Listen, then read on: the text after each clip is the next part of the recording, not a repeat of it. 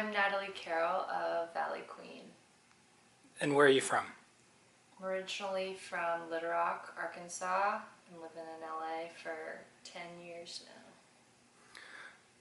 When did you start making music? I've always sang. I've always remembered singing. That's always happened. I've always tucked myself away in closets and bathrooms and sang. I had this all-girl group in high school, and it was just three of us on acoustic guitars, but it wasn't really like a serious thing. College, I moved out to LA to study, and I really started belting it when I came out here. Who did you listen to growing up? I didn't really get into rock and roll until the tail end of high school, and I had one of those moments that I think a lot of us were having at that time, and we didn't know it, where we were all falling in love with the same stuff, like the same stuff that our parents listened to. In my case, it wasn't my parents, it was my best friend's mom's boyfriend's records, and that was like Led Zeppelin was definitely a first love situation. But growing up, I loved pop. I loved the Spice Girls as a little girl. I loved Whitney Houston. Aretha Franklin, like the women that really belted. I listened to that as a little girl. I had LimeWire and I torrented a bunch of music as a little kid. I listened to Bob Dylan for the first time over LimeWire. There are so many. But yeah, that's to name a few. How did you get started? Well, I moved to LA to study, and I was feeling very lost. I moved out to LA by myself from Little Rock when I was 18, and I was really struggling with my identity and feeling comfortable here, but I didn't really want to move back home, and I was feeling very isolated, and making music with some people that I met in school was really what got me started, and I started to rely on that as like a coping mechanism of being out here. And then the coping mechanism evolved into me being in a band, and I haven't stopped since I started doing that. And what felt like your first break? Bob Boylan saw Valley Queen at South by Southwest a few years ago, and we hadn't even put out an EP. We had barely released any music, and he asked us to do Tiny Desk, and it felt very early, like almost too early to be on Tiny Desk, but when NPR gives you a platform, all of a sudden you have a national audience, and that felt like a break. There have been some breaks.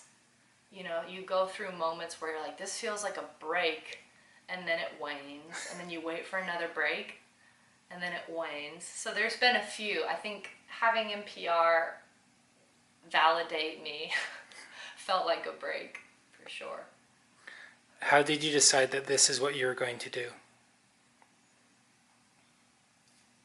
I didn't really decide. It was like it decided for me. Again, I was really struggling, and this became a way, playing music became a way where I didn't feel like I was struggling so hard anymore, and I just loved doing it so much that it wasn't really even a choice. It was just something that I just so naturally was motivated to do. It's really the only thing that I feel I could be motivated enough to do it. Things that I'm not interested in, if I have to do it, I just do like a very poor job. This is something that, it's really the only thing that I feel motivated to continue on doing, so I'm kind of screwed, unfortunately. What life events have impacted you and your music the most?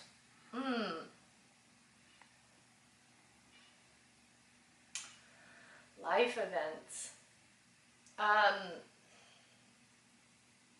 I think moving was a huge life event that started the whole thing, and making the decision to leave an identity behind, an identity that I created in Arkansas,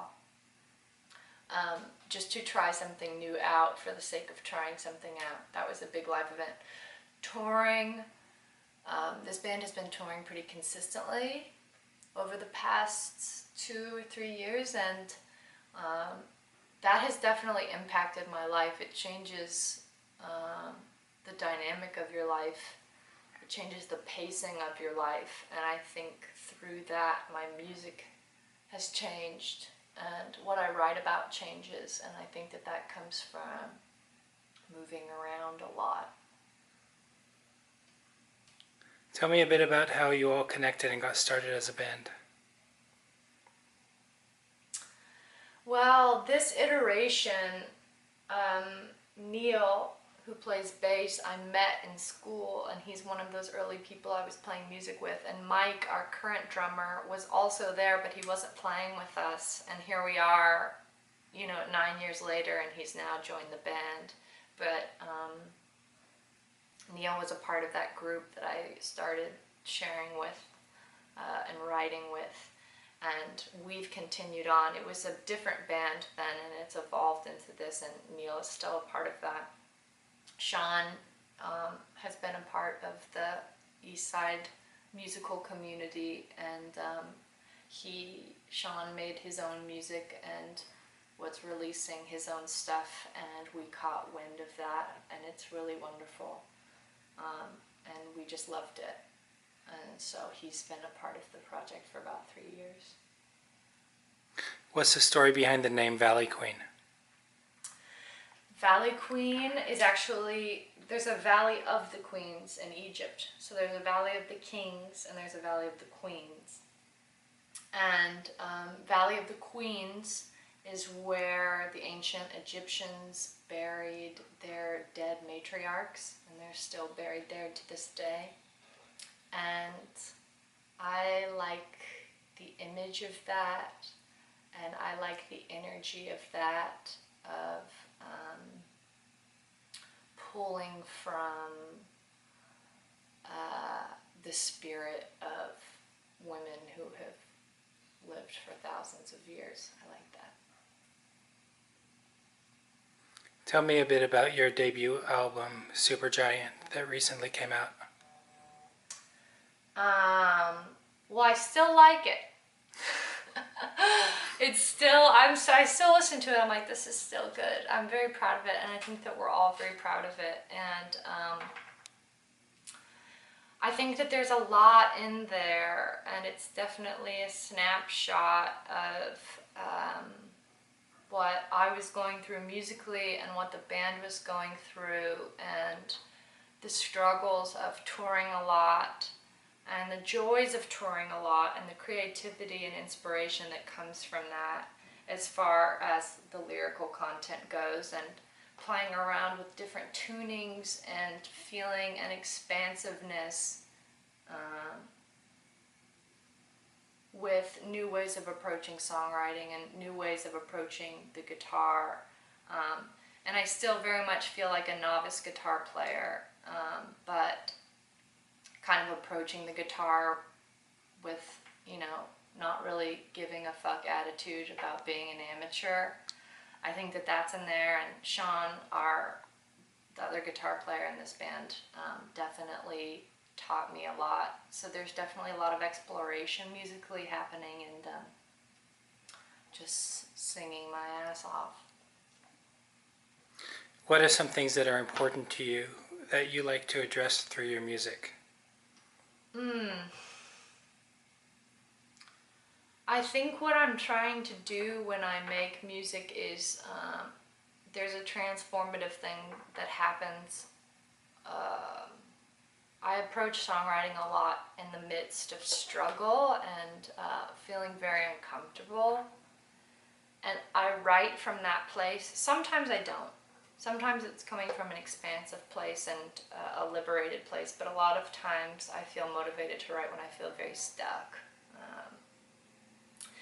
But it's transformative because you take maybe those darker, more twisted moments and then you turn it into something beautiful, and then you share it with people who also love it, and it has the power to transform the past in some ways. So I think that that's what I'm trying to do, and in that way it's a relationship with myself. I also think that the social climate and the political climate, especially now, is seeping into what I'm writing about, because things are just wild right now. Things are wild in our country, and it's getting harder and harder to block that stuff out and pretend like it's not happening, and I don't think that we should be doing that. So I think that there's also that element of songwriting as well that's happening. Who would you most like to collaborate with and why? Ooh! Lucinda Williams would be cool. Robert Plant. I love Robert Plant. He's like the grandfather of rock and roll. The Gilf, if you will. Who else? Oh, there's so many great artists. Jim James just came out with a really wonderful album that I really love. I love all of his My Morning Jacket stuff.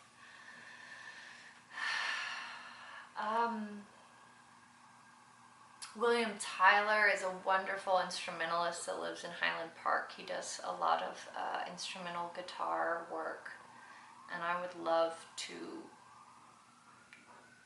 contribute to that.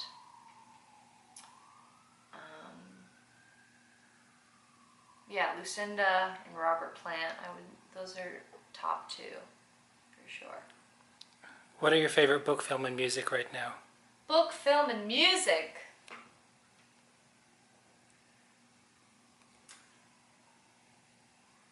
I've been very much into historical fiction lately.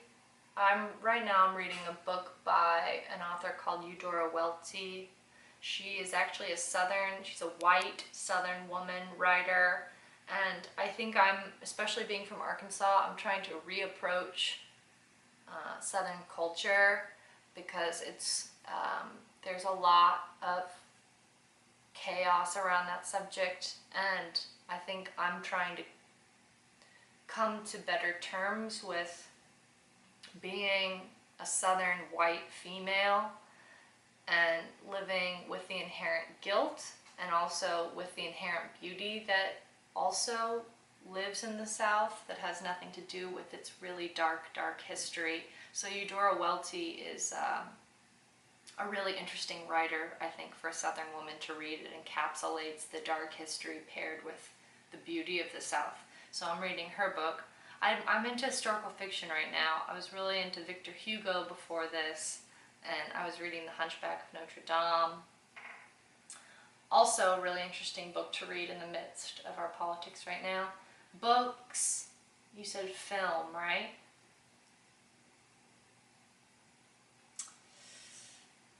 I can't really say I'm as much of a film buff, especially living in LA. I just saw Black Klansman.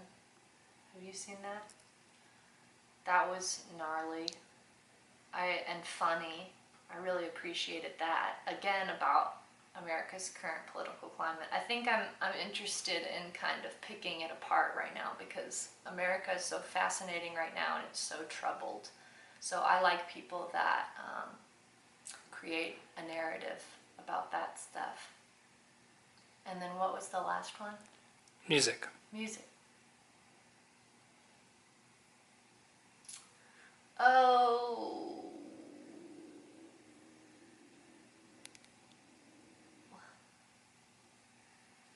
What music do I like right now?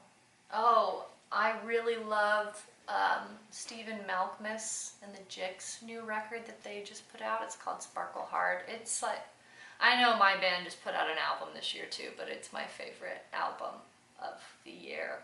And then that's gotten me into Pavement, and you know, Pavement was, I think he was living in Portland, but it's kind of a Southern California band, and I think that it's definitely influenced me as somebody who is a writer coming out of Southern California.